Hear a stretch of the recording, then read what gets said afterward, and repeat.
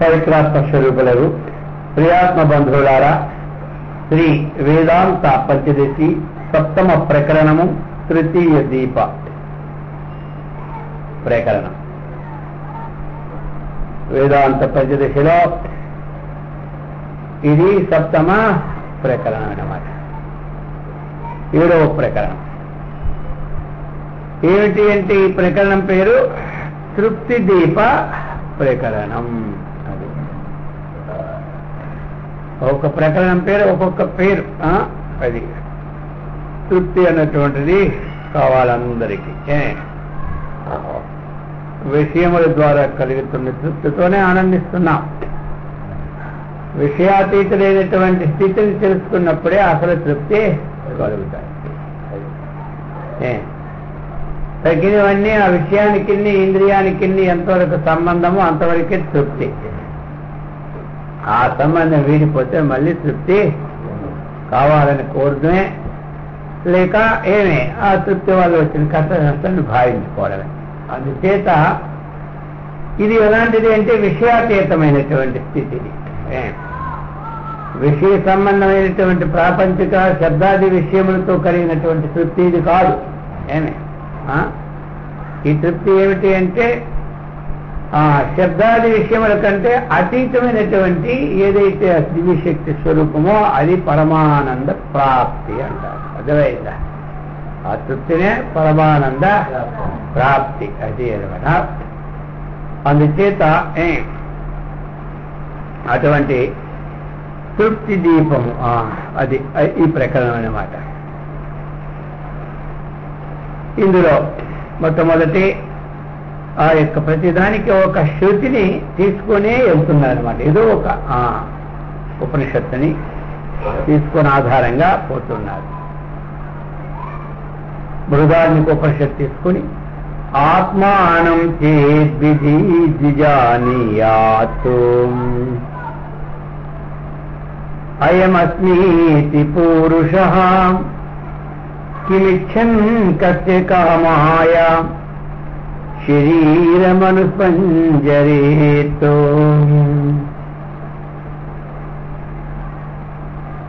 అఖండానందరూపాయ శివాయ గురవే నమః. శిష్యాజ్ఞానతమోధ్వంసా పట్వరే పట్వత్కేద్వగ్నిమూర్తయే పట్వర్కేంద్వగ్నిమూర్తయే. పటు అర్క ఇందు అగ్నిమూర్తయే. వేదార్థస్య ప్రకాశేన తమోహార్థం నివారయన్ పుమర్థాన్ చతురో ధ్యేయా విద్యాతీర్థమహేశ్వరః నత్వా శ్రీభారతీ తీర్థ విద్యారణ్య మునీశ్వరో క్రియతే తృప్తి దీపస్య వ్యాఖ్యానం గుర్వనుగ్రహాత్. ఈ తర్వాత వ్యాఖ్యానకర్త కూడా ప్రార్థనా శ్లోకాలు రాశారన్నమాట. ఒక్కొక్క అధ్యాయం పూర్తవ్వాలి కాబట్టి రామకృష్ణ వారు వ్యాఖ్యానం దీన్ని రాశారు. పంచదశీకారులైనటువంటి విద్యారణ్య స్వాముల వారు మూలం రాశారు.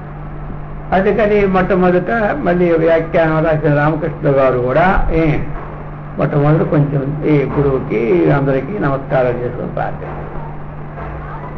ఇక్కడ పంచదశీకారులు ఇచ్చినటువంటి శ్లోకం ఏమిటి అంటే ఆత్మానం చేద్విజానీయాత్. అది అయం అస్మి ఇది పూరుషః. ఇది ఆయన చెప్పినటువంటి ఆత్మానం విజానీయాత్. ఏందయ్యా మనం తెలుసుకోవాలి అంటే ఆత్మను గూర్చి తెలుసుకోవాలను. ఆ తెలుసుకున్న ఏమిటి ఎలా తెలుసుకోవాలి? అయం అస్మీతి పూరుషః. పురుషః పూర్ణత్వాత్ ఇది పురుషః. పురుషైతే ఇది పురుషః. అందుచేత ఈ శరీరంలో ఎల్లప్పుడు ఉండేవాడిని అంటారు పురుషుడు అంటారు. అంతటా నిందబడిన వాడిని పురుషుడు అంటారు. అటువంటి పురుషుడు చెప్తున్నారు అయం అస్మీతి. ఇది ఆత్మానం తెలుసుకోవాలంటే ఎక్కడో తెలుసుకోవడం కాదు. ఆ పురుషుడు ఏమి పురుషుడు ఏం చేయాలి? అయం అంటే ఏమిటి? అయం ఆత్మ. అయమంటే ఇక్కడ ఈ ఎదురుగా ఉన్నటువంటిది. అర్థమైందా? అయమంటే ఇది, సత్ అంటే కాబట్టి ఏదైతే మనకి ఎదురుగా కనబడుతున్న స్వయం ప్రకాశ స్వరూపుడైనటువంటి ఉందో ఆ కూటస్థమైనటువంటి పరమాత్మ ఏదైతే ఉన్నదో అహమస్మీతి, అహం అస్మీతి, నేనే ఉన్నానని. ఆత్మానం విజానీయాత్, ఆత్మానం అంటే తన యథార్థ స్వరూపాన్ని విజానీయాత్, విస్పష్టముగా తెలుసుకోవాలి. అయిందా? అది చెప్తున్నాడు. పురుషుడు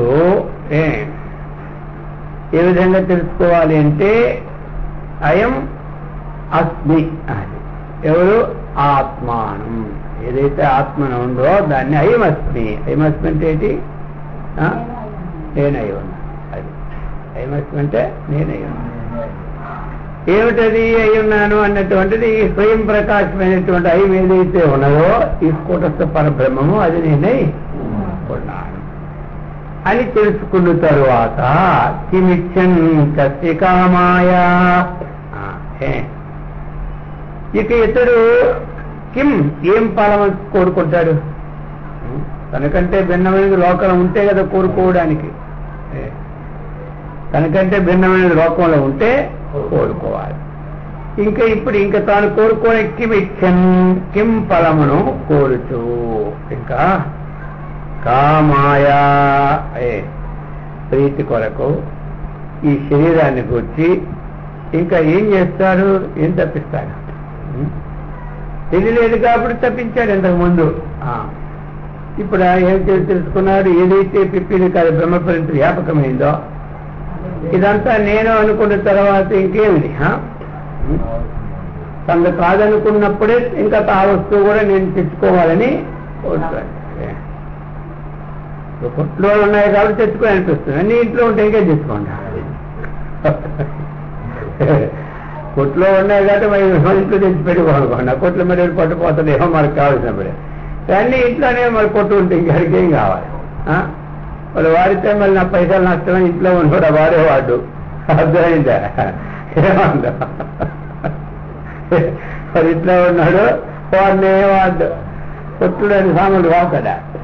ఏమి వాడు. అర్థమైందా?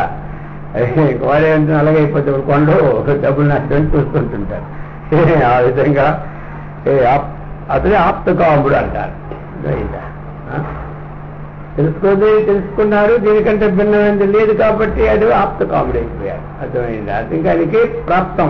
ఆప్తం అంటే ఇది ప్రాప్తకాముడు. ప్రాప్తం అంటే పొందదగిన వాడు, అంటే పొందినవాడు. అది పొందదగిన వాడు కాదు. ఈ విధంగా శరీరమను సంజరీతో ఇంకా దేనికోసం తప్పిస్తారు చెప్పండి? అందుకే సర్వప్రకాశ ఆనంద స్వరూపుడు.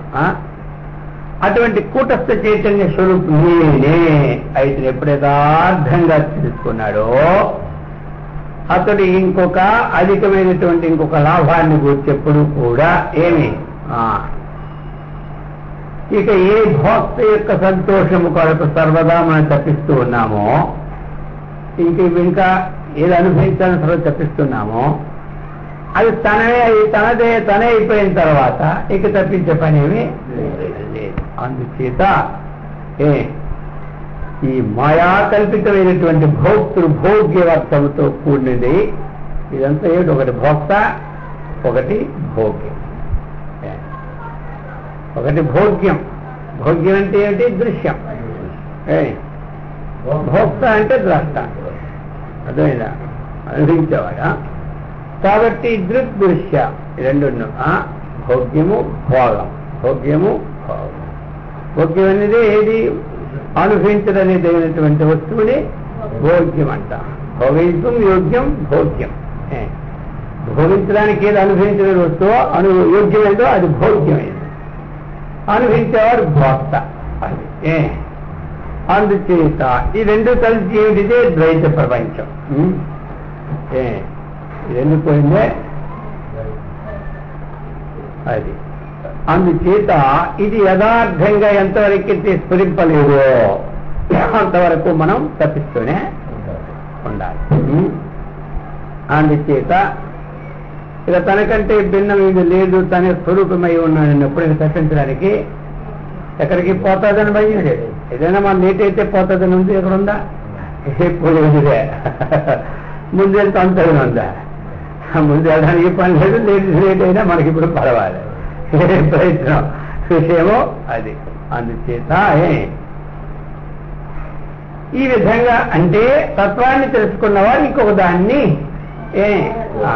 తృప్తి పడిపోతున్నారు. వాడు అర్థమైందా? వాడి తృప్తి జరిగిపోయింది. ఇక రెండవ దానికి అసంతృప్తికి వారికి కారణం ఏది లేదు. అది అందుచేత ఇప్పుడు చెప్పబోతుంది. ఇదానీ చిక్కిరిషత్ గ్రంథ విచారణం తత్ఫలంచ దర్శయతి. ఆటోమేటిక్ చెప్పేస్తున్నాడు దాని యొక్క ఫలం. ఇక ఇదానీ ఇప్పుడు ఏదైతే తాను చేయాలనుకుంటున్నాడు గ్రంథకారులు ఎవరు? విద్యారణ్య స్వామి వారు. ఈ తృప్తి దీప అంటే తృప్తి దీపం అనే గ్రంథం యొక్క విచారమును, దానివల్ల లాభాన్ని తెలుపుతూ ఉన్నారు. అర్థమైందా? ఏదైతే తృప్తి దీపం అనే గ్రంథం చేయబోయాడో దాని యొక్క విచారణాన్ని, దాని యొక్క లాభాన్ని తెలుపుతూ పోతున్నారు. ఇప్పుడు అస్యాశ్రుతే అభిప్రాయః సమ్యగత్ర విచార్యతే జీవన్ముక్తస్యా తృప్తిః సా తేన విశదాయతే. అస్యాః ఇతి అత్ర తృప్తిదీపాఖ్యే గ్రంథే ఆత్మానం చేద్విజానీయాత్ ఇత్యాదికాయాః సూచిస్తుంది. ఆత్మానం చేత్ విజానీయాత్ అన్నటువంటిది. కాబట్టి ఏం చెప్తున్నాడు ఈ తృప్తిదీప ప్రకరణంలో? ఇప్పుడు ఉదాహరింపడినటువంటి ఆత్మానం చేద్విజానీయాత్ అని మొట్టమొదటి శ్లోకంలో చెప్పినటువంటి విషయాన్ని, ఆ తృప్తి యొక్క అభిప్రాయాన్ని ఇక చక్కగా ఈ తృప్తిదీప ప్రకరణంలో విచారణ చేయబడను. ఆత్మానం చేత్ విజానీయాత్ అన్నటువంటిది ఇక విచారణ చేయబడుతుంది. అట్టి విచారణ చేత ఏమయ్యా? అట్టి విచారణ చేత ఏం ఫలం మనకంటే జీవన్ముక్తస్యా తృప్తి. ఆ యొక్క జీవన్ముక్తి యొక్క స్థితి అనమాట. ఏ తృప్తి అయితే కలదో సా తృప్తి. తృప్తి అంటే ఏమిటి? ఇంకా దానికి తర్వాత ఇంకొక ఆనందం మరి లేదు. అది అనమాట. అంటే నిరతిశయ ఆనంద ప్రాప్తి. అర్థమైందా? అదే తృప్తి మనకి. దీనివల్ల ఏ లాభం అంటే ఆ జీవన్ముక్త స్థితి కలిగి ఏమి నిరతిశయ ఆనంద, అట్టి సంతృప్తి అనమాట. విశదాయతే, అది విశదీకరింపబడుతుంది స్పష్టముగా ఈ తృప్తి ప్రకారంలో తెలియబడుతుంది అనమాట. ఇక అటువంటి ఆనందాన్ని మనకి కలుగు చేసినటువంటి స్థితిని కలుగుతుంది. అది చెప్తున్నారు అన్నమాట. జీవన్ముక్తి ఆనందంతో ఉండునో ఆ విషయాలన్నీ కూడా ఈ తృప్తి దీప ప్రకరణంలో చక్కగా శృతి తాత్పర్యాన్ని చక్కగా విచారించడం చేత జీవన్ముక్తి ఆనందాన్ని పొందుతుంటాడో అదంతా చెప్పబోతూ ఉన్నారు ఇందులో. ఇంతవరకు చెప్పి ఇప్పుడు చెప్పబోతున్నాడు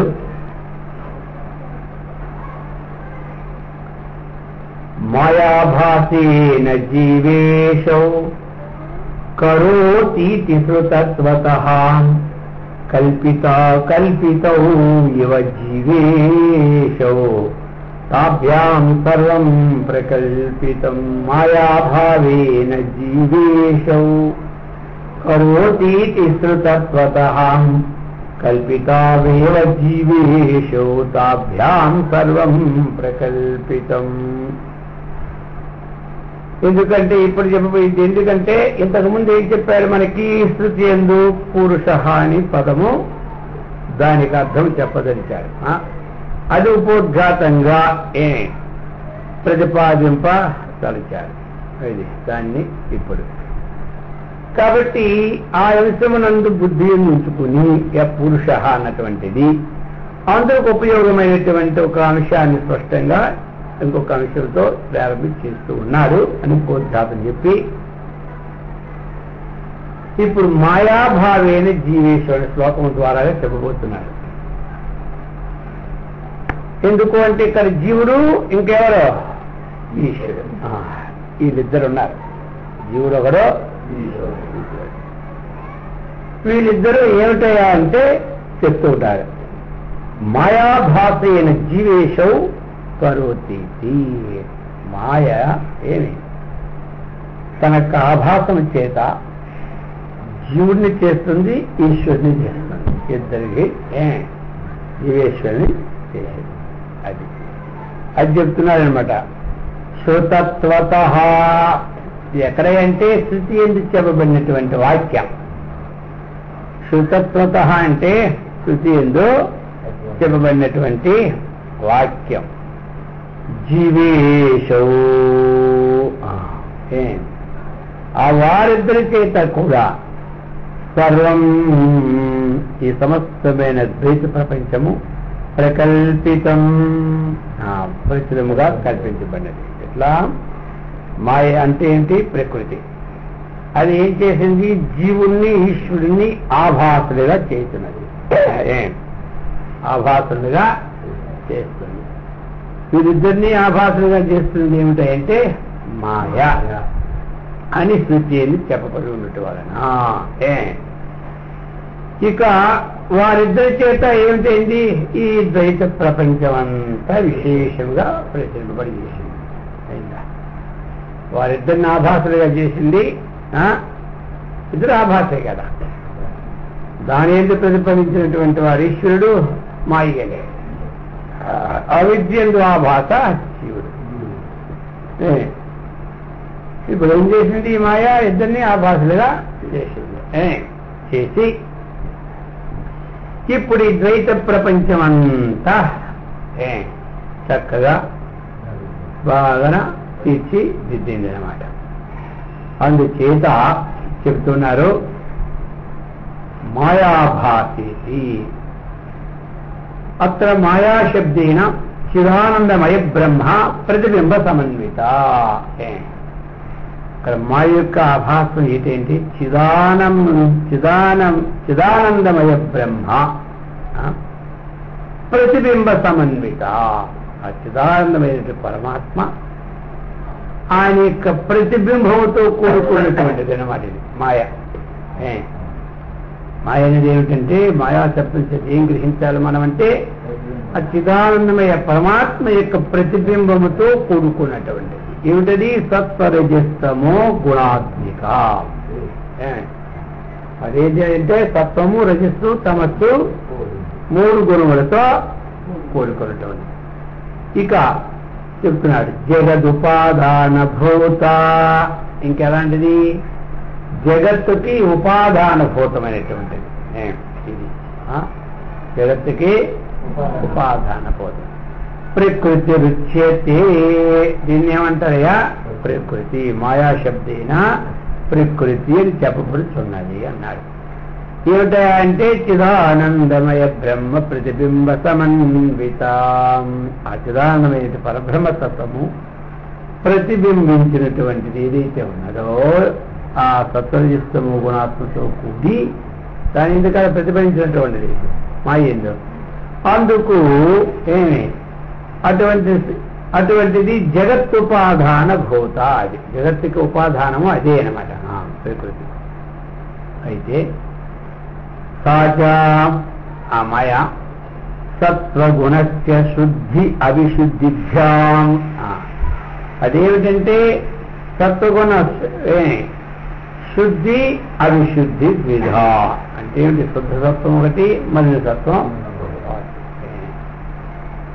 అది శుద్ధ సత్వము, మలిన సత్వం. ద్విధా విద్య రెండు విధాలుగా ఉండి మానాక్రమేణ విద్యమానాక్రమేణ మాయాచ విద్యా చేతి భవతి. ఒకటి మాయా, ఒకటి అవిద్య. ఏదైతే శుద్ధ సత్వ గుణము ఉందో దానిలో ప్రతిఫలించినటువంటి దాన్ని మేమే అది మాయ. మాయ దానిలో ప్రతిఫలిస్తే ఈశ్వరుడు. అర్థమైందా? మాయ ఎలాంటిదంటే శుద్ధ సత్వంతో కూడిన మాయ. అందులో చిదాత్మ అనే యొక్క చిదాత్మ యొక్క ప్రతిబింబం ఎప్పుడు పడిందో దాన్ని ఏమంటారు? ఈశ్వరుడు అంటారు. మాయ మధ్య ఈశ్వరుడు. అది అన్నమాట ఈశ్వరుడు అంటారు. అది తరువాత ఒకటి ఈశ్వరుడు.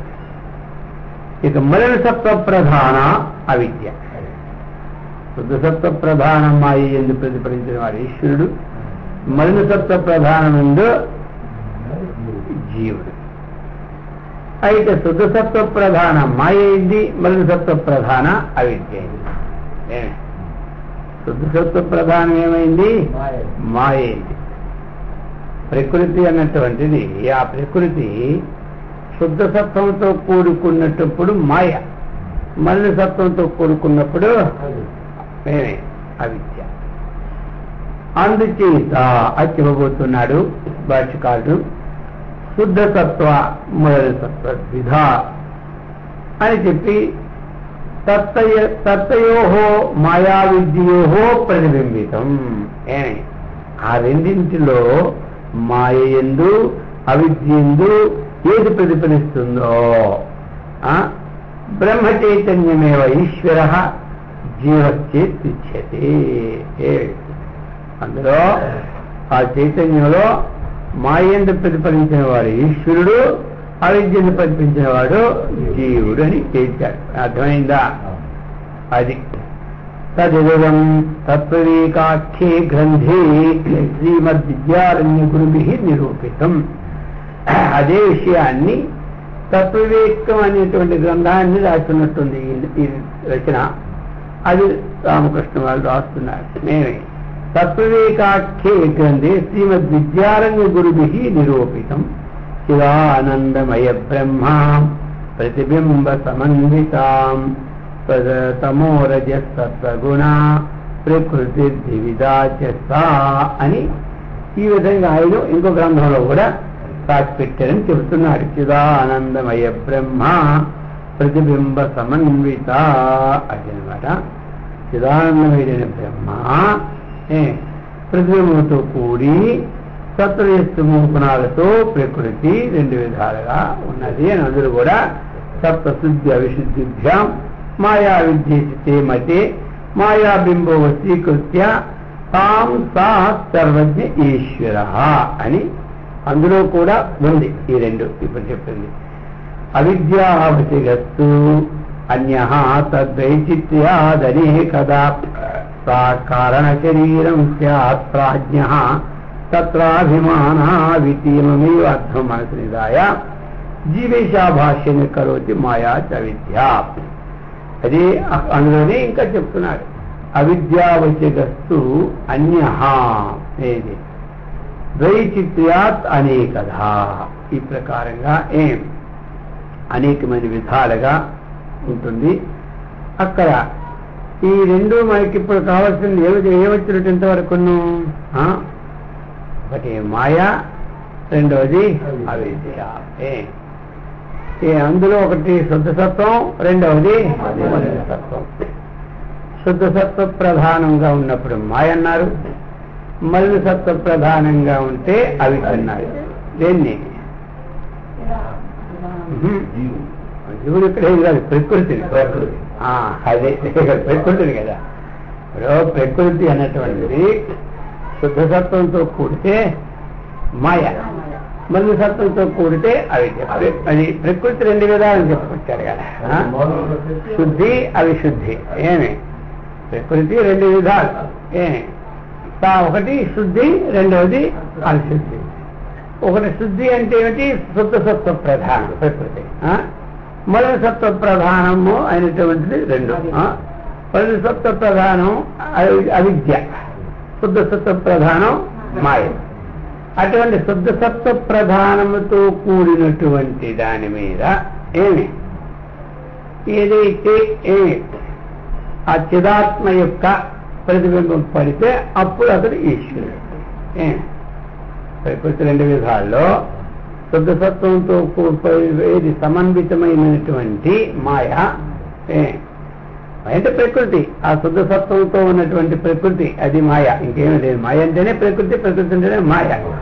అది శుద్ధ సత్వ సంబంధంలో ఉన్న దాంట్లో ప్రవేశించినటువంటి చైతన్యాన్ని ఈశ్వరుడు. ఈ మలిన సత్వంతో కూడినటువంటి దాంట్లో కూడింది శుద్ధ సత్వ ప్రధానంతో మాయ, మలిన సత్వ ప్రధానంతో అవిద్య అని పేరు. ఆ ప్రకృతి రెండు ఒకటే, మాయ అది మాయ ఇది. అందుకే మాయాభాసేన జీవేశం మొట్టమొదటి చెప్పారు 9 శ్లోకంలో. అందుచేత ఈ రెండుని ఈ విధంగా చెప్పుకొచ్చాడు.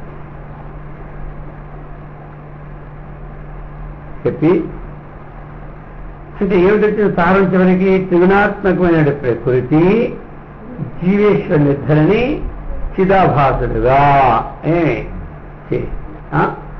అని శృతిందు తెలిపినాడు. ఇక జీవేశ్వరుడు నిరుగుడును ఏమిటంటే మాయా కల్పితులు అవుతున్నారు.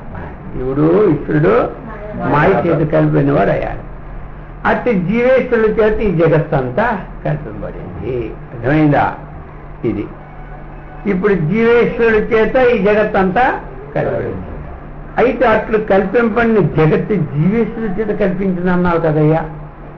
అంటే జీవ సృష్టి ఈశ్వర సృష్టి. అర్థమైందా? ఈశ్వర సృష్టి జీవ సృష్టి. జీవేశ్వరుడు ద్వారాగా జీవేశ్వరుడు ద్వారాగా మరి కల్పింపబడింది. అయితే మరి ఇందులో జీవ సృష్టి అంటే ఏమిటి, ఈశ్వర సృష్టి అంటే ఏమిటి ప్రశ్న వేస్తున్నారు. ఈశ్వర సృష్టి ఏమిటి, జీవ సృష్టి ఏమిటి అన్న ప్రశ్నని ఇప్పుడు వేస్తూ ఉన్నాడు. అర్థమైందా? ఈ క్షణాది ప్రవేశాంతా సృష్టిరీశేన కల్పితా జాగ్రదాది విమోక్షాంతః సంసారో జీవకల్పిత. ఒకే శ్లోకంలో రెండు చెప్పేసినాడు. అర్థమైందా? ఈ క్షణాది ప్రవేశాంతః సృష్టి ఈశేన కల్పిత జాగ్రదాది విమోక్షాంత సంసార జీవకల్పిత అని పేర్చారు. అర్థమైందా? ఇది విశేషం. అయితే ఇప్పుడు ఏం చెప్పుకున్నా గుర్తుందా? ఇది అంటే ఈ ద్వైత ప్రపంచంలో అంతా జీవేశ్వరుడి చేత రక్షింపబడింది అన్నారు కదా. ఇందులో జీవుడి చేత ఏది రక్షించబడింది, ఈశ్వరుడి చేత ఏం రక్షించబడింది అడుగుతున్నారు ఎవరు? పూర్వపక్షి. అడిగితే చెప్తున్నారు ఇప్పుడు ఈ క్షణాది ప్రవేశాంతః. ఈ క్షణ ఆది, ప్రవేశం అంతం. అర్థమైందా? ఇందులో ఏ క్షణం అనేది ఏంటి? ఆది. ప్రవేశం అనేది ఏమిటి? అంతం. తదైక్షత బహుశ్యాం ప్రజాయేతి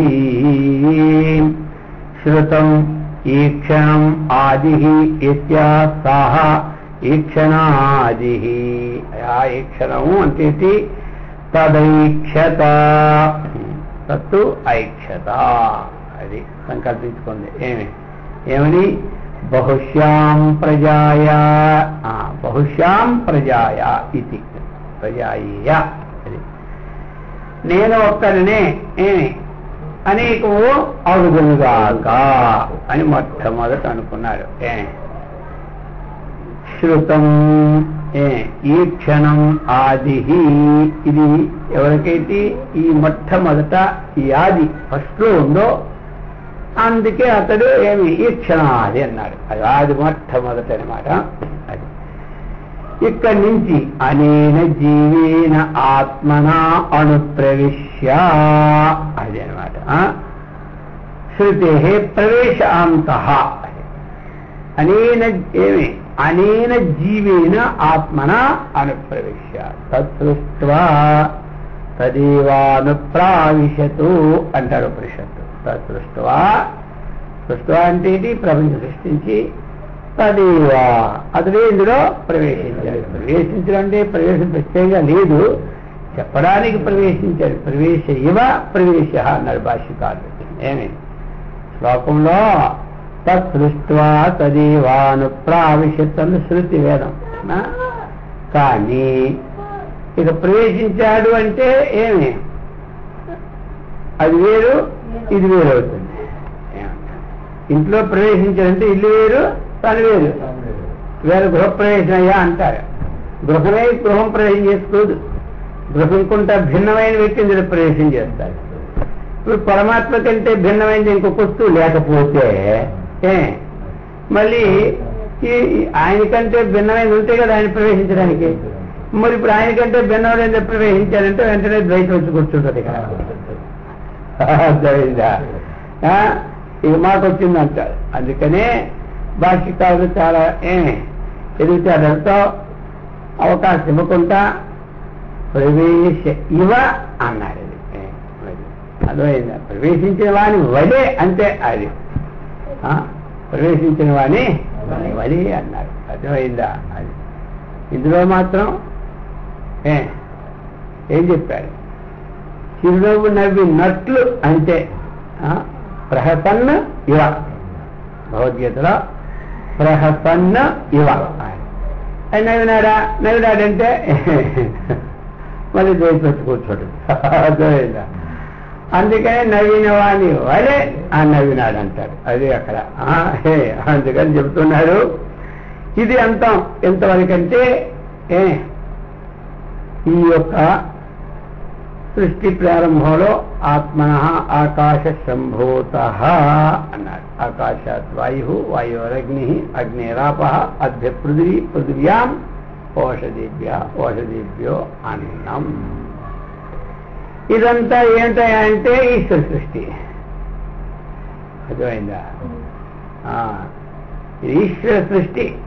అది ఈశ్వర సృష్టి అన్నమాట. ఎంతవరకు అంతవరకు వచ్చింది. వచ్చిన తర్వాత ఇక చెప్తున్నాడు ప్రవేశాంత ఈ క్షణాదిత్యశౌ అని చెప్పి ఇక జీవ సృష్టి ఏమిటి అనేది చెప్పబోతున్నారు. జయగ్రదాదిర్యస్య సంసారస్య అసౌ జయగ్రదాదిర్విమోక్షో ముక్తిరంతః యస్య సహ విమోక్షాంతః సంసారః. లోకంలో ఏం చెప్పాడు? జాగ్రత్తాది విమోక్షాంత సంసారో జీవకల్పితః. జాగ్రత్త నుంచి ప్రారంభం. జాగ్రత్త కానీ, స్వప్నం కానీ, సుషుప్తి కానీ ఇక ఈ మధ్యలో పుట్టిన నుండి మొత్తం మన జాగ్రత్తావస్థ జీవనానికి ఒకటి, స్వప్నావస్థ జీవనంలో ఒకటి, సుషుప్తావస్థ జీవనంలో ఒకటి. ఇక్కడ జాగ్రత్త కార్యక్రమాలు అన్నీ చేసుకుంటుంటాం. జాగ్రత్త కార్యక్రమం ఏముంది? పని చేసుకోవడము, స్కూల్కి వెళ్ళడము, చదువుకోవడము, తినడము, అర్థమైందా? మళ్ళీ పెరిగిపోవడము, మళ్ళీ ఆ తర్వాత ఏ ఉద్యోగం తెచ్చుకోవడము, ఆ తర్వాత పెళ్లి చేసుకోవడము, ఆ తర్వాత పిల్లలు కావడము, అవన్నీ ఏమిటి? ఇదంతా జీవ సృష్టి అనమాట. ఇకేం పని మరి ఇక ఇక్కడ నుండి మళ్ళీ ఆ మోక్ష పర్యంతము చేసిన ప్రయత్నాలన్నీ ఎవరి సృష్టి అంటే జీవ సృష్టి. ఇక్కడి నుంచి అందుకే చెప్పాడు జాగ్రత్తాది విమోక్షాంత. ఈ జాగ్రత్త వస్తువునండి ఆది పది అన్నింటినీ ఇక మొత్తం ప్రారంభం. ఇదంతా ప్రారంభమే. ఇక మోక్షాంత వరకు సంసార జీవ కల్పిత అని చెప్పారు. జాగ్రత్తాది సంసారస్య జాగ్రత్తాది మోక్ష ముక్తి అంతః ఇత్య సహ విమోక్షాంత సంసార జీవ కల్పిత. తదభిమానిత్వాత్ జీవతి ఇత్యర్థః. దాని అభిమానంతో కూడి ఉంటారు కాబట్టి జీవుడిని పేరు వచ్చేసింది. జాగ్రత్తాది యుక్తం శ్రీయంతే సయేష మాయా పరిమోహితాత్మ అని శృతి ఇంకో శృతి చెప్తుంది భాష్యకారులు. సయేష మాయా పరిమోహితాత్మా శరీరమాస్తాయ కరోతి సర్వం. సయేష మాయా పరిమోహితాత్మా ఏష జీవ. మాయా పరిమోహితాత్మ, మాయ చేత అంతటా చక్కగా మోహింపబడిన వాడై శరీరమాస్తాయ, శరీరాన్ని చక్కగా గ్రహించుకొని శరీరమునందు స్థితిగా ఉండి, శరీరం ఆస్థాయతే శరీరమునందు ఉండి కరోతి సర్వం, ఇంకా అన్ని చేస్తూ ఉంటుంటారు. ఏమిటంటే స్త్రీ అన్న పానాది విచిత్ర భోగైః జాగ్రత్త పరితృప్తినేతి. జాగ్రత్త అవస్థలోనూ ఇవన్నీ నానా చిత్రభోగాలని అనిపిస్తాయి.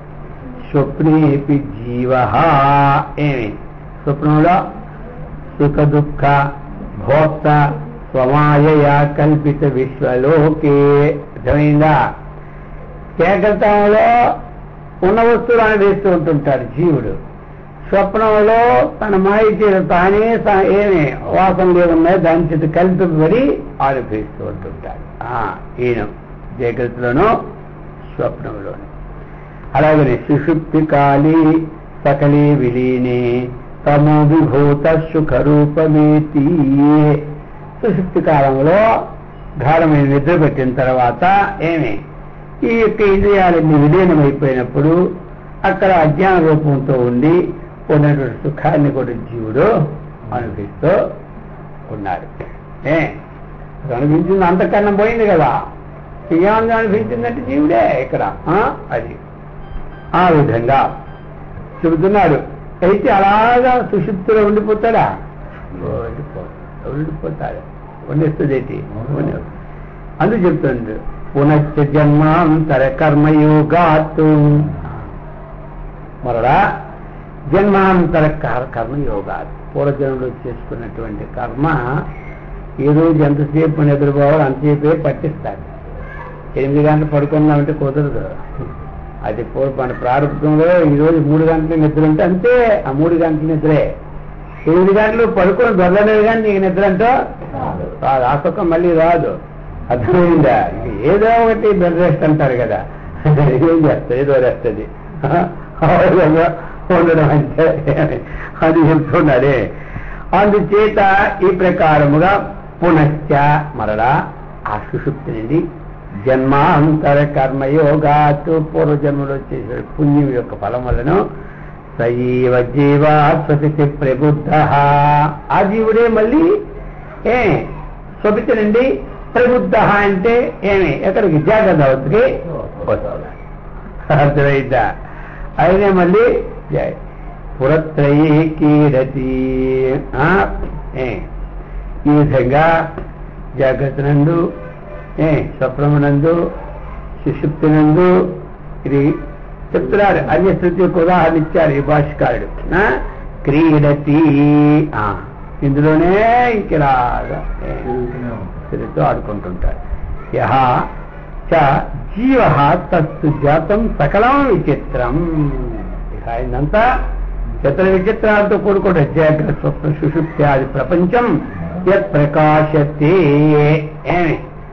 ఈ జాగ్రత్త స్వప్నము ఏదైతే ప్రకాశం అనేది ఉందో ఈ తీరుడు రాగా డోలాయమానంగా ఊగుతూనే ఉంటుంటాడు. ఎవరో ఎంతవరకు ఊగుతారు అంటే తద్బ్రహ్మాహమితి జ్ఞాత్వా, అది అవదే ఆ బ్రహ్మత్వే అహం బ్రహ్మ అన్నటువంటి తెలుసుకున్నంత వరకు కూడా తెలుసుకొని అప్పుడు సర్వబంధై ప్రముచ్యతే, అప్పుడు సమస్త బంధాల నుండి అంటే జాగ్రత్త అది తీసుకొని విముక్షాంత సంసార జీవ కల్పిత.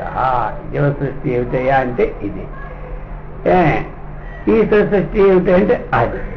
ఎప్పుడైనా వాళ్ళు అడిగారు అనుకోండి జీవ సృష్టి ఏమిటి, ఈశ్వర సృష్టి ఏంటి, ఇవన్నీ మననం చేసుకోవాలి. అర్థమైందా? మనం జ్ఞాపకం ఉంచుకోవాలి. ఇవాళ ఎంత లాభం వచ్చి ఎంత నష్టం వచ్చింది ఎవరు మర్చిపోతాడా? రేట్ వేసుకుని కూడా ఉంచుకుంటాడు. ఫలాని రోజు ఎంత లాభం వచ్చింది, ఎంత నష్టం వచ్చింది. ఇది కూడా అలాగే అన్నమాట, ఉంచుకోవాలి. ఈ జీవుడు ఏమిటి, ఈశ్వరుడు అంటే ఏమిటి, ఏ సృష్టి అంటే ఏమిటి, ఆయన సృష్టి అంటే ఏమిటి, ఎంతవరకు నాకు జీవత్వం ఉంది అది తిరిగి చెప్పేస్తా. నీ జీవితం ఎంతవరకు నీకు తిరుగుతూనే ఉంటారు. ఇదంతా జీవ సృష్టి అనమాట. అది అది చెప్పుకొచ్చాడు. అందుచేత ఈ విధంగా ఈ మొదలగు సందర్భము చేత మోక్ష పర్యంత మధుమైన సంసారం జీవునిచే కల్పింపబడిందని తెలుసుకోమన్నారు. ఇట్లు పురుష శబ్దం యొక్క అర్థమును తెలుసుకున్నటకు తగిన సృష్టిని తెలిపి ఇప్పుడు పురుష శబ్దమునకు అర్థం చెప్తున్నాడు. అర్థమైందా? ఇప్పుడు పురుష శబ్దం యొక్క అర్థం తెలుసుకోవడానికి తగినటువంటి సృష్టిని తెలిపి ఇప్పుడు పురుష శబ్దానికి అర్థం చెప్పబోతున్నాడు. బ్రహ్మాధిష్టాన భూతాత్మా కూటస్థాంగ చిద్వపు అన్యోన్యాధ్యాసతో అసంగధీస్తీవో అత్ర పురుష. ఏం చెప్తున్నారు ఇక్కడ? కూటస్థాంగ చిద్వపు. కూటస్థ అంటే ఏమిటి? నిర్వికారుడు. అసంగ అంటే నిస్సంగుడు. చిద్వపు చిద్రూపుడైనట్టే. నిర్వికారుడు ఎవడు? నిర్వికారుడు, నిస్సంగుడు, ఇంకా చిద్రూపుడు అయినట్టి కూటస్థాంగ చిద్వపు భ్రమాధిష్టాన భూతాత్మా. ఇతడు భ్రమ అధిష్టాన భూతాత్మ. అంటే దేహేంద్రియాదుల యొక్క భ్రమ అంటే ఏమిటి? ఎక్కడ? అధ్యాస. భ్రమ వచ్చింది అక్కడ అధ్యాస. అంటే దేహేంద్రియాదుల యొక్క అధ్యాసానికి అధిష్టాన భూత. అధిష్టానం అంటే పోతుంటే ఆధారముగా ఉండినటువంటి ఆత్మ పరమాత్మ. అంటే ఏమిటి? ఈ దేహేంద్రియాదులకు అధ్యాసానికి ఆధారమైనటువంటిది ఏమిటి అంటే ఆత్మ. ఇప్పుడు అయితే అక్కడ ఏమైంది? అది అన్యోన్యాధ్యాసత. అక్కడ అన్యోన్యాధ్యాస. దేహం వేరు ఆత్మ వేరు అన్నటువంటిది లేదు. లేదు వచ్చింది కాదు ఇక్కడ. అధ్యాస కదా. అధ్యాస విడిపోయిందంటే అది ఇక్కడ అది రెండో లేదు. అది లేక అసంగధీస్త జీవసన్ను. అసంగ అంటే తనతో యథార్థముగా ఆ సంబంధం లేనటువంటి బుద్ధి యందు వర్తించుచున్న జీవుడై. రెండిటికి తేడా లేదు. తేడా తెలుసుకుంటే దేవుడు, తేడా తెలుసుకోకపోతే జీవుడు. అర్థమైందా? మన దేవుడు కావాలని జీవుడు కావాలని ఏమీ లేదు. అంత మొక్క అంతే. అంత 1 minute. రెండుకి తాదాత్మాధ్యాస లేకపోతే ఈ దేవుడు అయిపోయినా ఇంకే. నేను ఎలా దేవుడిని అవుతాను చెప్పు చెప్పు చెప్పు. కొంతమంది తినేస్తారే. నన్ను దేవుడిని పిలవాలంటే అందరూ ఏం చేస్తావు? నీకు 1 కోటి రూపాయలు ఇస్తాను అయిపోతున్నా దేవుడు నేను అంటే 1 కోటి రూపాయలు కాదు. నువ్వు 1 కోట్లు ఇచ్చి నువ్వు పేరు వేసుకోవడం, నీ పేరు నువ్వు భగవాన్ అని వేసుకోవడం. కానీ నువ్వు దేవుడు బావు. అర్థమైందా? నువ్వు వేసుకుంటావు. అది ఏదో పేరు. నీ చేతిలో డబ్బు ఉంది కాబట్టి ఎన్ని పేర్లే నేర్చుకోవచ్చు. అర్థమైందా? చేతిలో డబ్బు ఉంటే ఇప్పుడు మనకేమి కూడా చెప్పండి, ఎన్ని గోల్డ్ మెడల్ కావాలని గవర్నమెంట్ ఇస్తారే. ఒకటి 1 కోటి రూపాయలు ఇస్తేవాడు ఆ గోల్డ్ మెడల్ ఒకటి. ఓటు ఎందుకో ఆ మధ్యలో 10,000 ఇస్తే గోల్డ్ మెడల్. అర్థమైందా? కాబట్టి ఇవన్నీ కూడా అలాగెక్కడ ఏమీ ఉండదు. అది చెప్తున్నారు. ఈ విధంగా ఏం తెలుసుకున్నాం ఇప్పుడు ఎంతవరకు మనం?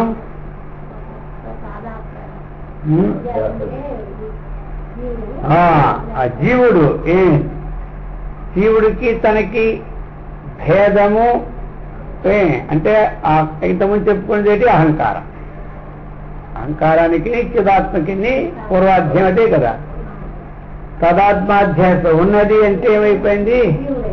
జీవుడు రాగ ద్వేషాలు వచ్చి అక్కడి నుంచి మొదలయ్యి అతడు దేహతాదాత్మ్యంతో పొందిపోయినాడు. రెండుకి సంబంధం లేదనుకున్నప్పుడు అక్కడి నుంచి వేరేగా అంటే రెండిటికి తాదాత్మ్యమైనటువంటిది ఉంటే బంధంలో పన్నట్టు. అది రెండిటికి తాదాత్మ్య సంబంధం లేదు, నేను వేరు అంత అహంకారం నువ్వు అనుకున్న ఒకటే అండి. అది అందుచేత ఈ విధమైనటువంటి దానితో యథార్థముగా లేనటువంటి జీవస్థానాన్ని పురుషులని చెప్పబడుతున్నాడు. ఈ యొక్క దాని అది చెప్పబోతున్నారు. ఇప్పుడు ఇందులో భాష్యకారులు కూడా అదే కూటస్థాంగ చిద్వపు అవికార్య సంగతి స్వరూప బ్రహ్మాధిష్టాన భూతాత్మ. అది చెప్పుకొచ్చారు. అది చెప్పి దీని తాలూకు విషయాన్ని రెండో శ్లోకంలో క్లియర్ చేస్తూ ఉన్నారు. ఇక్కడ ఈ శ్లోకంలో ఏమర్థమైనట్టు మనకి ఆ కూటస్థుడైనటువంటి వాడు నిర్వికారుడు, నిస్సంగుడు, చిద్రూపుడు, ఇంకా ఏమిటి బ్రహ్మాధిష్టాన భూతాత్మ. ఈ దేహేంద్రియముల యొక్క అధ్యాసానికి ఏమి అధిష్టాన భూతమైనటువంటి వాడు ఎవరు?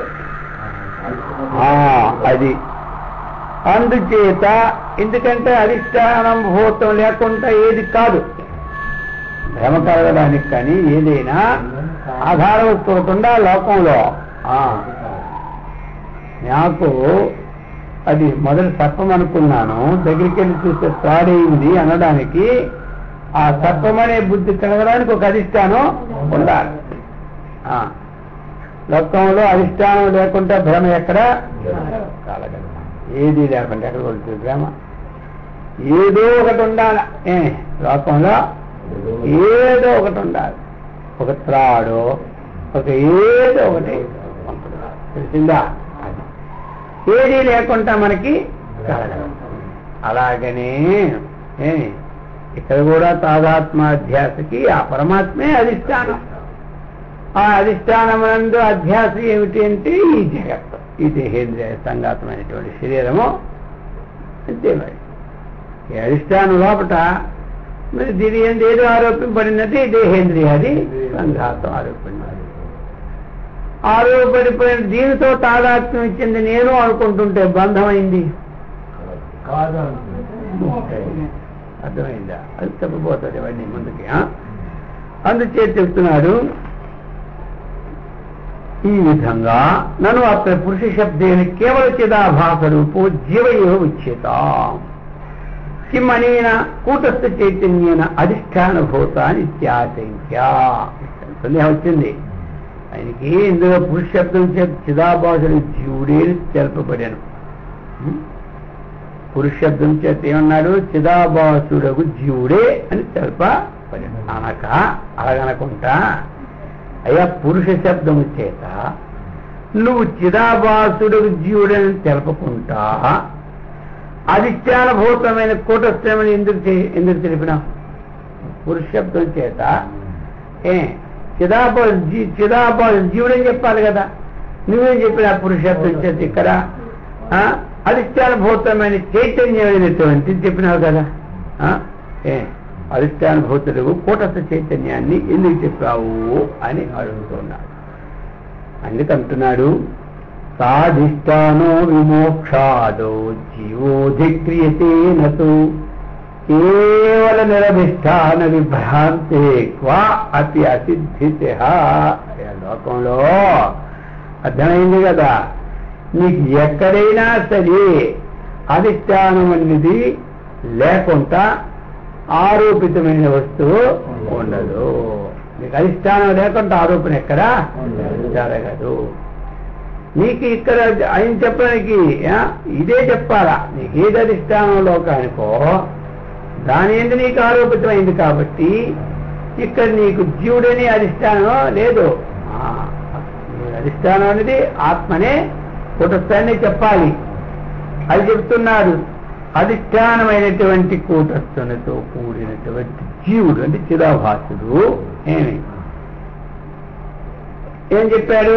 విమోక్షాదో అతడే విమోక్ష అంటే మోక్ష స్వర్గాది సాధనానుష్ఠానం నుండి అధిక్రియతే. అయిందా? ఇప్పుడు స్వర్గమోక్షాది సాధనం అనుష్ఠించుటకు అధిష్టానముగు కూటస్థ చైతన్యంతో కూడిన జీవుడు అధికారి కానీ కేవల జీవుడు అధికారి కాదు. నువ్వు ఆ పురుషుణ్ణేమో చెప్పకూడదు అన్నావు. కేవలుడు కాదు. ఎవడయ్యా అంటే ఈ కూటస్థ చైతన్యంతో కూడినటువంటి జీవుడు. అందుకే కూటస్థ సైన్యాన్ని మనం చెప్పస్తున్నాం పురుషుడని ఇక్కడ జీవుడనే కాదు. ఎందుకంటే ఇప్పుడు నువ్వు స్వర్గలోకానికి పోతా ఒకసారి, మళ్ళీ ఈ లోకానికి వస్తావు. అలాగనే మోక్షానికి కూడా వెళ్తుంటావు. అర్థమైందా? ఈ నీవు స్వర్గాన్ని అధిష్ఠించాలన్నా మోక్షాన్ని అధిష్ఠించాలన్నా అధిష్టానముకు ఏదైతే కూటస్థ చైతన్యం ఉందో దానితో కూడిన జీవుడికే అధికారి. కాబట్టి ఎందుకు అంటే లోకంలో కూడా ఒక వెండి లేకపోతే సర్పము అనేటప్పుడు ఏదో అన్నప్పుడు దానికి వాస్తవమైన ఒక అధిష్టానం ఉన్నప్పుడే అది చెప్పని చూసే మనం వెండి అనుకుంటున్నాం, ప్రార్థన చేసి సర్పం అనుకుంటూ ఉన్నాం. అధిష్టానం లేకుండా నీకు ఎక్కడ జరుగుతుంది? జరగదు. అర్థమైందా? కానా అధిష్టానం లేని ఆరోపణ ఎప్పుడూ కూడా సంభవించదు. అధిష్టానం లేని ఆరోపణ ఎప్పుడూ సంభవించదు. కాబట్టి సంసారానికి కానీ సంసార సిద్ధికి కానీ మోక్ష సిద్ధి కలిగే వరకు కూడా అంతవరకు కూడా ఈ కూటస్థ అసంగ చిద్రూపునే గ్రహించాలి. దీంతో కూడినటువంటి దాన్ని దీన్ని వదిలిపెట్టి గ్రహించుకోవాలి. వదిలిపెట్టి ఇంకేం గ్రహిస్తా? నీకు ఎప్పుడైతే అసలు విషయం తెలిసిపోయిందో నీకు బ్రహ్మ పోనే పోయింది. నువ్వు ఎక్కడో నువ్వు ఉదాహరణ పెట్టుకుంటే నీకు అదే తెలుస్తుంది. ఇది ఎక్కడ తెలుస్తుంది? వేరే ఉదాహరణ మీద నువ్వు వెళ్ళావంటే దానికి నువ్వు చెప్పినటువంటి అధిష్టానానికి కూడా నాశనం ఉందనుకో, మరి ఇదే నాశనం అదే నాశనం మిగిలిందామంటే ఆ శూన్యాలు వస్తుంది. అప్పుడు అంటారు శూన్య నామకం అంటాడు వాడు వచ్చి నీవు ఇక్కడ నీకు ఏది నాశనమో ఆ నాశనమో ఒక ఉదాహరణ తీసుకున్నావు, అధిష్టానికి అది తీసుకున్నాం అనుకోకవేళ ఇదే నాశనం అదే నాశనం కదా. మనం ఇప్పుడు తీసుకున్నాము త్రాడు మీద తప్ప మీద త్రాడు మనం ఇంకోసారి నాశనమే. అర్థమైందా? త్రాడు కూడా నాశనమే. అందుకని అధిష్టానం అంటే ఇవన్నీ అధ్యాపకం. త్రాడు ఆయన ఏంటి అధ్యాపకం, ఆ యొక్క సర్పం అక్కడ అధ్యాపకం. ఇది ఎంతవరకు అంటే లోక విషయం వరకు ఎంతవరకు అధ్యాస, అది ఏమిటంటే ఆత్మతత్వం కలిగినంతవరకు అది అధ్యాస. రెండో అధ్యాసలే అది చెబుతున్నాడు. అందుచేత ఇదానీం సాధిష్టానస్యైవ తస్య సంసారాది అన్వయీకృతం శ్లోకద్వయేన విభజ్యదర్శయతి. ఇప్పుడు అధిష్టాన చైతన్యంతో కూడినటువంటి ఆ చిదాభాసులకు సంసారాదులు ఎలా కలుగుతున్నాయో అవి వివరిస్తున్నారు. అర్థమైందా? అధిష్టానాం సంయుక్తం భ్రమాంశమవలంబతి యదా తదాహం సంసారీతి ఏవం జీవోభిమన్యతే. అర్థమైందా? అధిష్టానాంశ సంయుక్తం భ్రమాంశం అవలంబతే అంటే ఏమిటి? ఏదైతే కూటస్థ చైతన్యముతోడను అర్థమైందా ఈ చిదాభాసంతో కూడినటువంటి ఈ రెండుతో, ఒకటి కూటస్థ చైతన్యంతో, రెండు చిదాభాసంతో, ఈ రెండింటితోనూ ఏదైతే ఈ రెండింటి ఈ రెండు, ఒకటి కూటస్థ చైతన్యం, రెండు చిదాభాష. ఈ రెండు శరీరాలన్నమాట. శరీర ద్వయం. జీవుడు ఎప్పుడు తన రూపమని భావించును.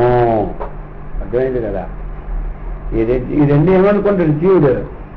ఎప్పుడు తనని భావించుకుంటుంటాడో అప్పుడు ఇక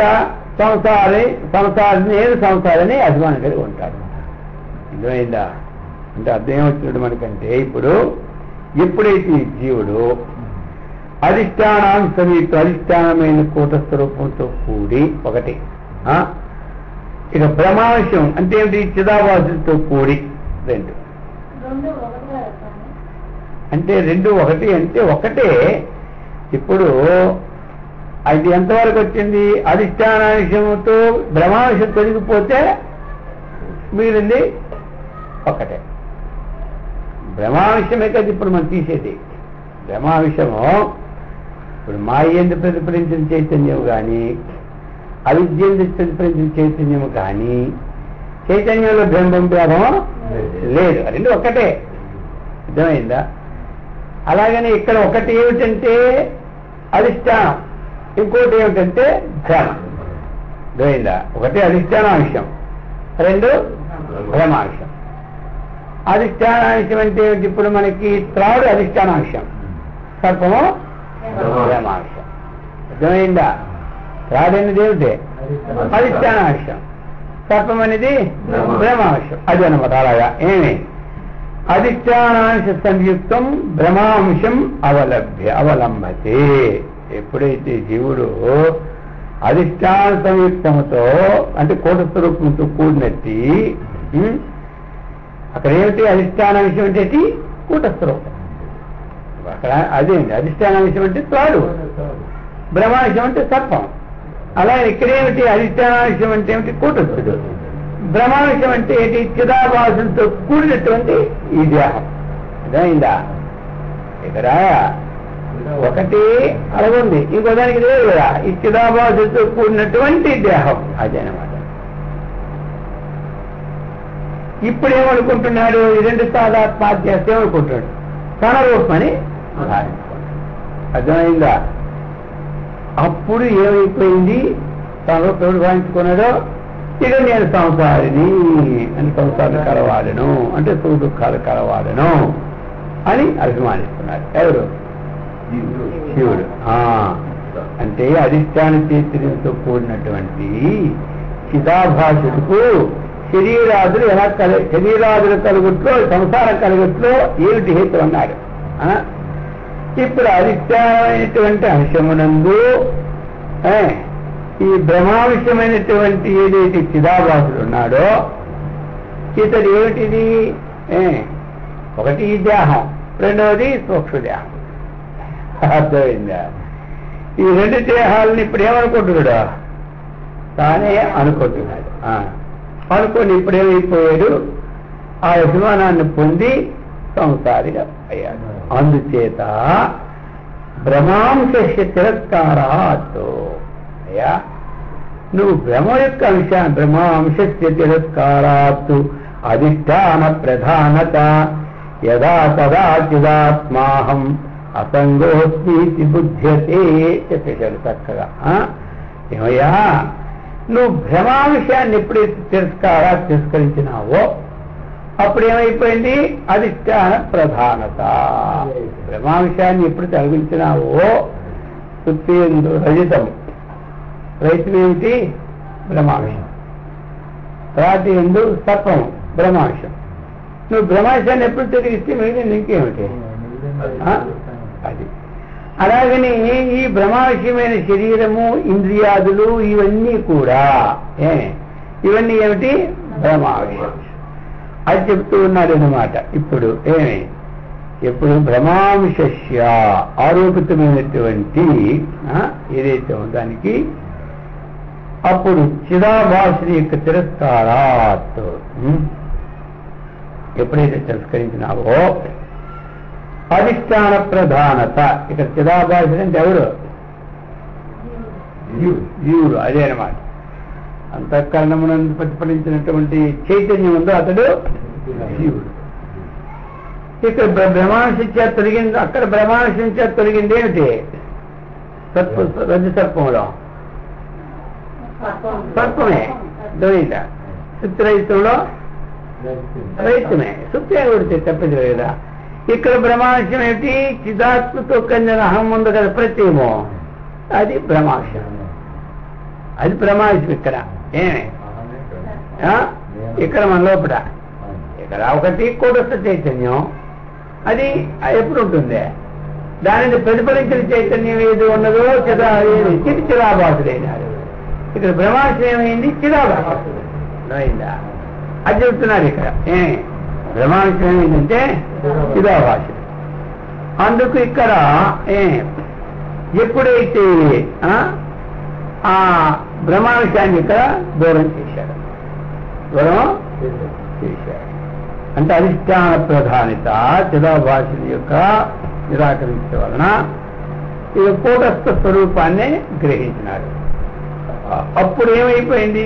అహం, నేను చిదాత్మ అంటే ఎవడు? చిద్రూపుడును, అసంగ ఏమి నిస్సంగుడును, అస్మి అవుతున్నాను. నీవు ఎప్పుడైతే బ్రహ్మాంశాన్ని తొలగించావో అప్పుడు జీవుడు ఏమని తెలుసుకుంటాడు?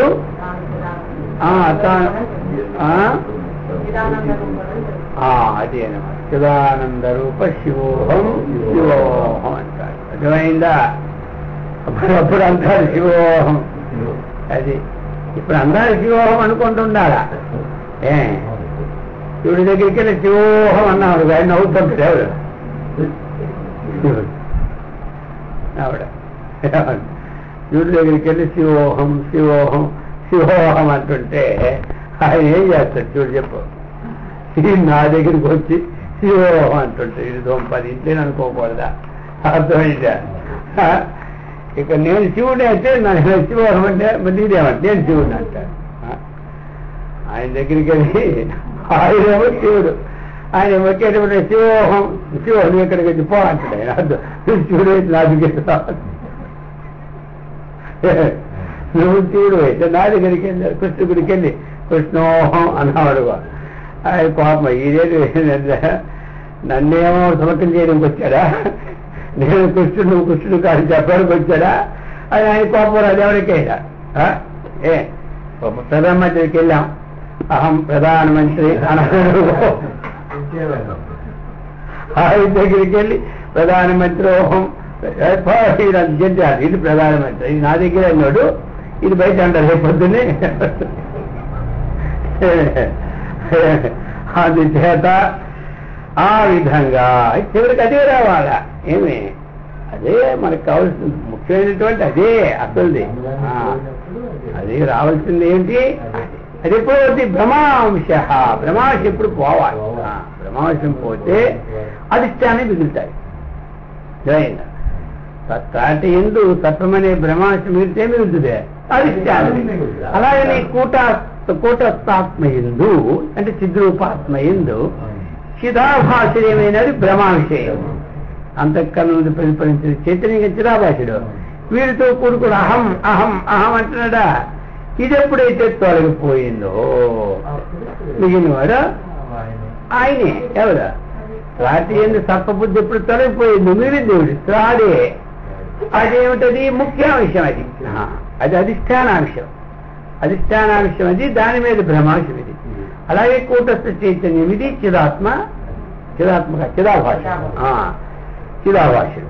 అందుచేత అప్పుడు జీవుడు బుద్ధ్యతే, అప్పుడు జీవుడిలోనే మార్పు వచ్చేస్తాడు. ఏమి ఇంతవరకు నేను సంజ్ఞను అనుకున్నాడు, ఇప్పుడు ఏమనుకుంటున్నాను? ఆ సంగుడు నేను చిద్రూపుడును అయితేని అనుకుంటాడు. అర్థమైందా?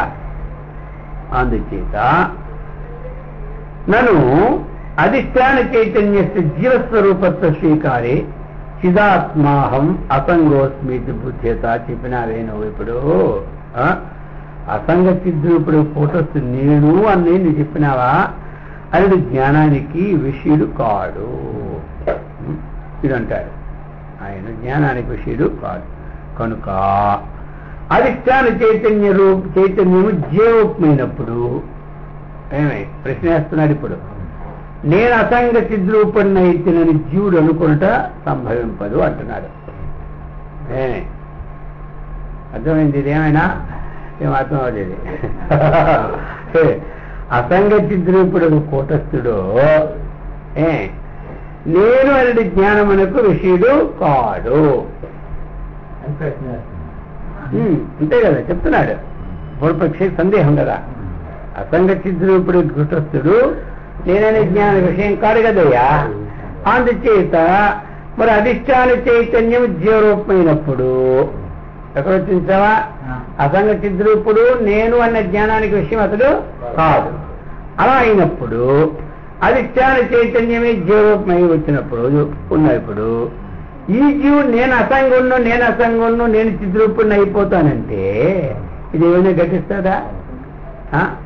ఇది పోతే కదా మోక్షం అని అంటున్నావు, ఇది ఆయన నుంచి ఎలా గతిస్తుంది చెప్పు అడుగుతున్నాడు. ఏమర్థం కాలేదు ఇంకా శ్లోకార్థం చెప్తాను, అప్పుడు అర్థం అవుద్ది. ప్రశ్న అది అర్థమైంది. ప్రశ్నలో అర్థమైంది కదా, అర్థం కంటే జవాబు అర్థం అయిపోవాలి. ప్రశ్న ఏమిటంటే కూటస్థాత్మ నేను అనడానికి విషయం కాదు. విషయం ఇప్పుడు ఒక లోకములో ఏమి విషయం వేరు తన వేరు. ఇప్పుడు చెప్తే మీకు అర్థం అవుతుంది. ఏమి ఇప్పుడు ఇది పెన్నం, ఇది విషయం, నేనేమన్నా విషయి, నేనేమన్నా విషయి, ఇదేమంటే విషయం. చూడబడేది చూసేవాడు. ఈ రెండు వేరే ఉన్నాయి లేవా? వేరే ఉన్నాయా? వేరే ఉన్నాయి లేవా? వేరే ఉన్నాయి. అది అన్నమాట. అందుచేత ఇప్పుడు లోక వ్యవహార విషయంలో ఏమి కుదురుతుంది? విషయం వేరు విషయం వేరు కుదురుతుంది. లోక వ్యవహారంలో కుదురుతుంది. అయితే ఇక్కడ అసంగా ఇక్కడ విషయం ఏమైంది? ఇది మనకి ఇప్పుడు విషయం అయింది. దేనికి? రాయడానికి. ఇది రాయడానికి విషయం అయింది. ఇదేమో చూసుకోవడానికి విషయం అయింది. ఇదేమో మైక మీరు వినడానికి విషయం అయింది. పుస్తకం నేను చదవడానికి విషయం అయింది. అలాగా ప్రశ్న తెలుసా? ఆ విధంగా ఇప్పుడు చెబుతున్నాడు ఇక్కడ విషయం ఎక్కడది ఇప్పుడు చెబుతున్నాడు. ఈ విధంగా అయితే అసంగ చిద్రూపుడు ఉన్నాడు కదా, ఎవడు? కూటస్థాత్మ. అతను నేననే జ్ఞానానికి విషయుడు ఎప్పుడు కాడు. అది ఎప్పుడో నేను విషయం ఎలాగవుతుంది అంటే నేను వేరు విషయం వేరు అక్కడ లేదు కదా. అక్కడ జ్ఞానానికి విషయము మరి ఇప్పుడు విషయం ఉన్నది, ఆబ్జెక్ట్ లేదు, మొత్తం నేననే భావన ఉన్నది ఉంది. అప్పుడే మరి లేదు. ఉన్నప్పుడు పరమాత్మను నేను అన్న భావన కూడా రావద్దు కదా. పరమాత్మను నేను అన్న భావన అక్కడ ఇంకా భావన ఉన్నంత వరకు ఇంకో కొంత శేషం ఉంది. ఆ పరమాత్మను నేను అన్నా కూడా అది ఉంది ఉంది. అంటే పరిమితం అపరిమితం. ఏమని? అయ్యా అసంగ చిద్రూపుడు నేను అన్నటువంటి జ్ఞానానికి విషయం అందు కాదు. అసంగ చిద్రూపుడు అంటే ఎవరు? పరమాత్మ. నేను అనడానికి అది ఎప్పుడు విషయం అవుతారా? కాదు. ఇప్పుడు ఇది విషయం నాకైంది. అలాగే పరమాత్మకి జ్ఞాన విషయం కాదు. ఎందుకంటే పరమాత్మ కంటే భిన్నముగా జ్ఞానం ఉంటే అప్పుడు విషయం అవుతుంది. ఆయన జ్ఞాన స్వరూపమే. పరమాత్మకు రెండో వస్తువు అనేది లేదు లేదు కాబట్టి అది విషయం కాదు దేనికి. అది ఆ మొక్క అన్నమాట. అది అర్థం చేసి ఎంత పెట్టింది ఏమంటావా? అందరికీ ఇదే కదా అసలు సంగతే. కాదు అసలు సంగతి ఇదే. కాబట్టి అసంగ చిద్రూపుడు నేను జ్ఞానానికి విషయుడు కాదు. కనుక అధిష్టాన స్వరూపము జీవుడు అనుకున్నట్టు ఇట్లు పొసగును అని అంటివా? అదేనంటున్నాడు. ప్రశ్న అదే కదా. అయ్యా నీవు అసంగ చిద్రూపుడు నేనడు జ్ఞానం విషయం కాదు కదా. అలా కానప్పుడు అధిష్టాన స్వరూపము జీవుడే అనుకోండి ఇట్లు అది. ఎందుకంటే జీవుడు అనుకున్నాడు కదా. నువ్వు పోతే నేనే అసంగను, నేనే నిర్వికారణను అని అనుకుంటున్నాడు లేదా? అందుకే అడుగుతున్నాడు. అంటే అయ్యా అహం శబ్దానికి ముఖ్యార్థము ఘటింపకపోయినను అర్థమైందా? ఇక లాక్షణికార్థం ఘటింపు వచ్చిందని చెప్పబోని. ఇక్కడైతే ముఖ్యార్థం ఉంది, లాక్షణికార్థం అంటే గౌణార్థం ఉంది. లక్షణాన్ని బట్టి అర్థం అన్నమాట. ఎలాగైతే మనం ఆ లక్షణం తెలియకపోతే ఇంకొక అర్థం తీసుకోవాలి. గంగాయాం ఘోష అన్నాం. దానికి అర్థం ఏమిటి? గంగలో అంతేనా? ఇప్పుడు దీనికైనా కుదిరిందా? అర్థం కుదిరిందయ్యా? ఏం కుదిరింది? ఇప్పుడు ఏమైపోయింది? ముఖ్యార్థం తీసుకుంటే గంగలో గొల్లపల్లె. గంగలో గొల్లపల్లె ఏముంటుంది? ఇప్పుడు మనం దీనికి ఇప్పుడు దాని అర్థాన్ని విడిచిపెట్టి గంగా తీరే ఘోష, గంగా తీరమునందు గొల్లపల్లెని తీసుకుంటున్నావా లేదా? ఆ విధంగా అయ్యా ఏమి నీకు అహం శబ్దమునకు ముఖ్యార్థము వాక్యార్థము ఘటింకపోతే లాక్షణికార్థము ఘటింపు వచ్చినని నియమం. కాబట్టి లక్షణాన్ని బట్టి అది చెప్పబోని అహం శబ్దమునకు ముఖ్యార్థము ఏమి? 2 గౌణార్థములు. అహం శబ్దానికి అర్థాలు 3 అహం అహం అనేది. అందులో ముఖ్యార్థం 1, గౌణార్థం 2. అర్థమైందా? ఏమిటయా ముఖ్యార్థం అంటే అన్యోన్యాధ్యస్థ రూపేణ కూటస్థాభాసయోర్వపు ఏకీభూయ భవేద్ ముఖ్య తత్ర 3 ప్రయుజ్యతే. ఇది ముఖ్యార్థం అన్నారు. ఏమిటి అంటే ఇక్కడ కూటస్థ ఆభాసయో అంటే కూటస్థుడు ఒకడు, కూటస్థుడి యొక్క ఆభాస ఎవడు? చిదాభాసుడు. కూటస్థుడే పరమాత్మ, పేరు పెట్టాడు అదే. చిదాత్మ అన్న ఆయనే, ఆయనే. ఆయన యొక్క ఆభాస ఏమిటి? చిదాభాసుడు. ఈ ఇద్దరికి ఏమి స్వరూపం ఏమిటి? అన్యోన్యాధ్యాస. ఇద్దరికి ఏమైపోయింది? అన్యోన్యాధ్యాస రూపేణ అంటే తాదాత్మాధ్యాసముగా ఏకీభూయ ఒకటే. అదే ఇక్కడ వాచ్యార్థం అన్నారు. ముఖ్యం అంటే ఇక్కడ వాచ్యార్థం. ముఖ్యమంటే ఏమిటి? వాచ్యార్థం. వాచ్యార్థం అక్కడ ముఖ్యమంటే అదే వాచ్యార్థం, ముఖ్యార్థం. లక్ష్యం వల్ల ఏమి? వాచ్యార్థం అనేది కుదరకపోతే లక్షణాన్ని బట్టి ఇంకోటి అర్థం తీసుకోవాలి. ఇప్పుడు గంగాయాం ఘోష అనేది ఏమిటది? ముఖ్యార్థం అంటే వాచ్యార్థం. గంగలో గొల్లపిల్లి. ఇప్పుడు వాచ్యార్థం చెత్వా కుదరలేదు కాబట్టి దానికి లక్ష్యం ఏదో అది తీసుకోండి. గంగ ఒడ్డుని ఉంటాయి, అది అనమాట. అర్థం చేసుకోవాలి. అంటే ఎక్కడ ముఖ్యార్థం కుదరం దగ్గర కుదరలేదు. ఇక్కడ గంగలో గొల్లపల్లి అనే దగ్గర కుదిరిందా? అందుకే అక్కడ అదేనమాట. అది కూడా అర్థం చేసే కలిసి అనమాట. అది ఆ ప్రకారంగా చెప్తున్నాడు ఇక్కడ. అర్థమైందా అయ్యా? కాబట్టి తాదాత్మ్యాధ్యాస రూపముగా ఒకటి అయి వాచ్యార్థము అవుతుంది. ఇప్పుడు ఏమంటున్నాడు? నేను అంటున్నాడు. ఈ నేను ఎవడు? మనం అంటాం నేను అంటున్నాం. ఇదేమిటిది? ఈ నేననేది ఏంటి? అధ్యాస నేను, ఆ నకిలీ నేను. ఏమే వ్యవహారం నేను, వ్యవహారానికి నేను అనుకో. వ్యవహారానికి నేను అనుకుంటానంటే బంధం లేదు. అంటే ఈ నకిలీ నేను అసలు నేను పట్టుకునేది. ఈ నకిలీ నైన్ అన్నటువంటిదే నేను అనుకుంటాడు. అసలు నేను మర్చిపోతూ ఒకడు అసలు నేను మర్చిపోతాడు. అర్థమైందా?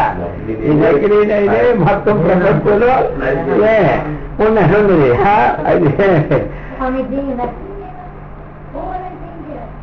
అదే ఇప్పుడు చెప్తుంది. దానిపై అది పోవాలి అంటే అదేనమాట. ఈ ఆత్మ అనాత్మికాన్ని చేసి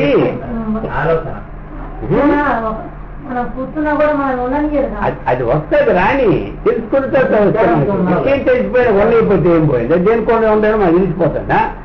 ఇంతకుముందు ఇప్పుడు తెలిసిన తర్వాత ఏమండి? ఎప్పుడు పోయింది?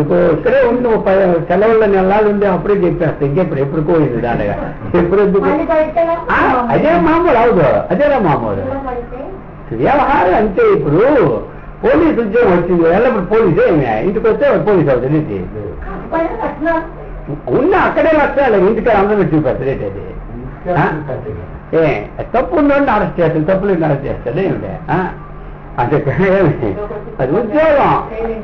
ఇప్పుడు ఉద్యోగం ఇప్పుడు అందరూ పిలుస్తారు.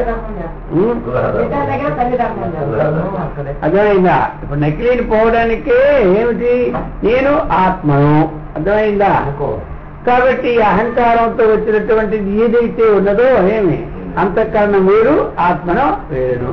అంతఃకరణ ధర్మాలు అది కూర్చొని పెట్టదు, ఒకటి నిలబడి పెట్టదు, ఒకటి తినబెట్టదు. దీనికి అన్నీ కావాలి. ఇంట్లోనే కావాలి, ఇంట్లోనే కావాలి. ఇవన్నీ ఇప్పుడు నేను కాదు. ఈ ధర్మాల కంటే నేను సాక్షిని అన్నటువంటి భావంతో గట్టిపెట్టుకోవాలి. అదైతే పనులు చేయొద్దా? పనులు చేయాలి. పిల్లలు చూసుకోవాలి, చదివించాలి, పెళ్ళిళ్ళు చేయాలి. ఇవన్నీ మన పనులు. ఈ పనులు చేసిన విషయం ఏంటి? వీటికి నేను సాక్షిని తెలిసిపోయిందా? విడువైపోయింది అనుకో. ఇవన్నీ శరీర ధర్మాలు. వీటికి విలక్షణంగా నేను ఉన్నాను అన్నటువంటి నిశ్చయం అయిపోతే ఇప్పుడు ఏమైపోయింది? అందులో వచ్చినటువంటి లాభ నష్టానికి గురి అవ్వం మనం. పనులు ఇప్పుడు అప్పుడు చేస్తాను. ఇప్పుడు కాసేపు నష్టం వచ్చింది అనుకో ఏమే ఇక మన ముఖం అలా ఏర్పడిపోతుంది. కొంచెం లాభం వచ్చింది అనుకో ఓహో ఇల్లు బదులు రూపాయలు గతులు వేస్తూ ఉంటాం. అర్థమైందా? మీరు చెప్పిన మాట మీ అమ్మ విన్నది అనుకో నీకు మహా సంతోషం, ఆవిడ వినలేదనుకో అవి దుఃఖం. ఈ రెండు ఉండవు. ఆవిడ వినకపోయినా విన్నా నీకు ఈ సంగతి తెలిసిపోతే ఇంకోదు.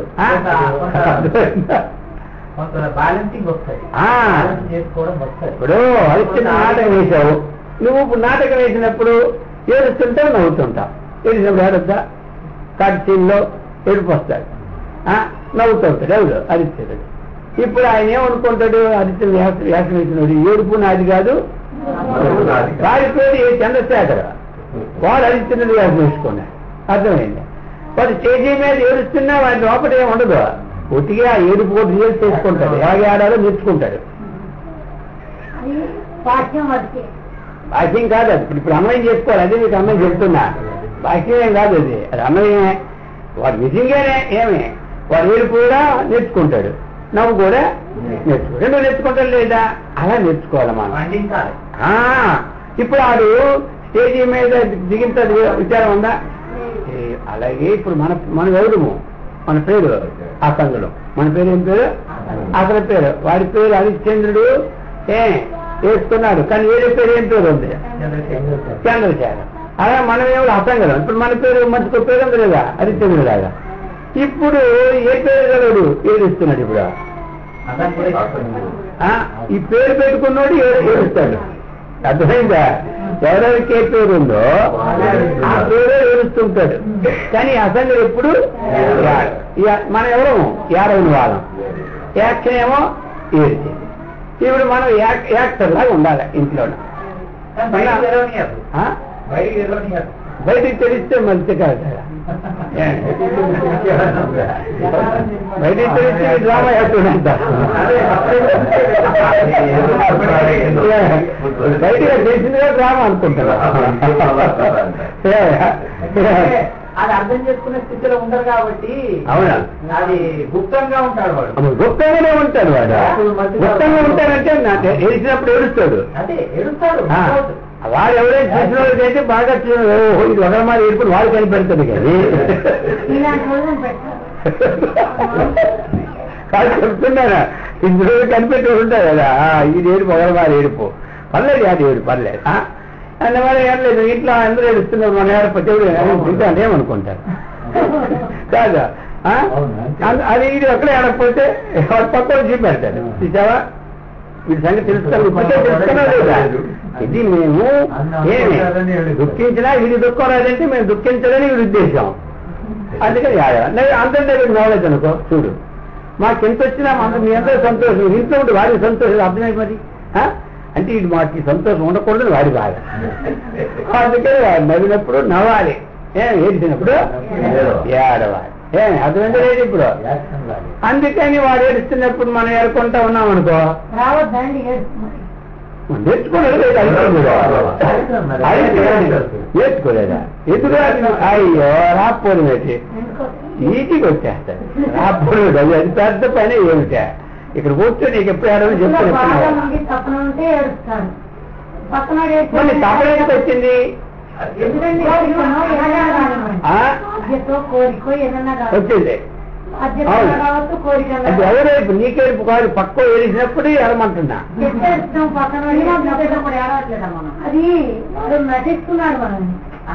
అలాగే వీళ్ళు అంటున్నా. అవును, అది అలాగే ఇది వస్తుంది, ఆటోమేటిక్ వచ్చేస్తుంది.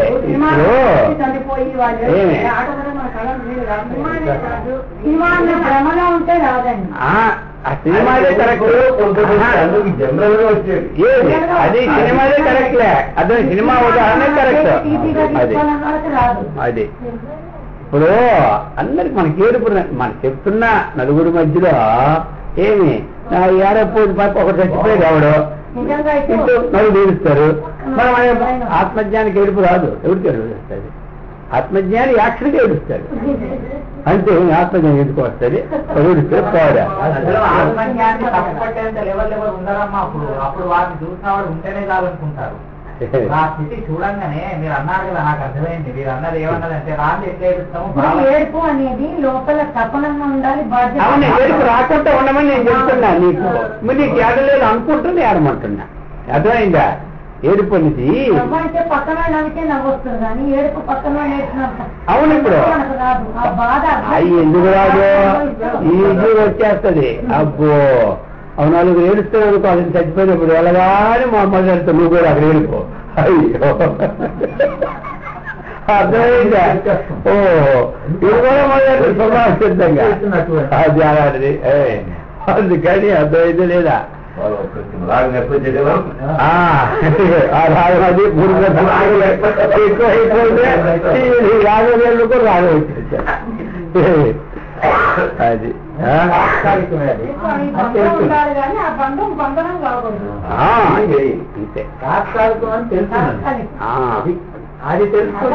లోక వ్యవహారంలో మనం ఇంట్లోనూ జ్ఞానం కలిగింది మనకు కలిగిందనుకో, ఆ అజ్ఞాని ప్రవర్తనకి మనం భిన్నంగా ఉంటే వాడు వేరే విధంగా భావించుకుంటాడు. కాబట్టి యాక్షన్ చేయాలి మనం జ్ఞాని.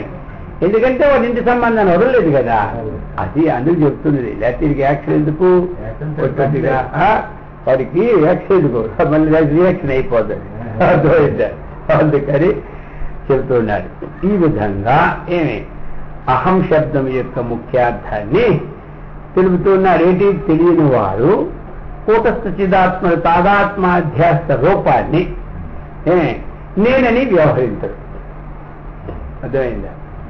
నేనని వ్యవహరిస్తాడు. ఎవడు వ్యవహరిస్తారయ్యా? వాడు అన్నాడు కదా, మామూలుగా నేను అనేటప్పుడు ఎవడు వ్యవహరిస్తాడు? వీరిద్దరికీ తాదాత్మాధ్యాస అంతఃకరణంలో ప్రతిఫలించిన చిదాభాసుడికి కూటస్థుడికి ఈ విశిష్ట రూపాన్ని తాదాత్మాధ్యస్థ అయిపోయిందిగా ఉన్నట్టు నేనని వ్యవహరిస్తాడు. అది అన్నమాట. అది ఏం చెప్పాడు? అహం శబ్దానికి ముఖ్యార్థం అన్నటువంటిది అదేం చెప్పాడు. అర్థమైందా? గౌణార్థాలు రేపు తీసుకున్నాం. కాబట్టి ఈ ప్రకారముగా